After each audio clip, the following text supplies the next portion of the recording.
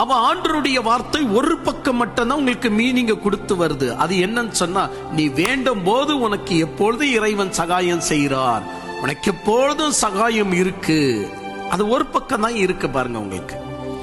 அப்ப நீங்க கண்ணை திறந்து பார்த்ததான் மற்றொரு பக்கத்தை நீங்கள் பார்க்க முடியும். அதுதான் ஆவியின் சிந்தனை அப்படின்லாம். அவன் ஆவியின் சிந்தனை நமக்குள்ள வரும்போது, ஃபர்ஸ்ட் ஆஃப் ஆல், பேதுரு ஏன் கடல் மீது நடக்க இவ்வளவு ஆசைப்பட்டார் என்ற கேள்வி நமக்குள்ள வரணும். அப்ப கேள்வி முதலாவதாக நமக்குள்ள வருகிறது என்று சொன்னால், அப்போதுதான் அறிவு நமக்குள்ள மெதுவாக பெருக ஆரம்பிக்கும். ஏன் கடல் மீது பேதுரு நடக்க அவ்வளவு ஆசைப்பட்டார்? ஆண்டவரே, அது நீரையானால் என்னையும் கடல் மீது நடக்கும்படி செய்யும் அப்படின்னு சொன்னார்.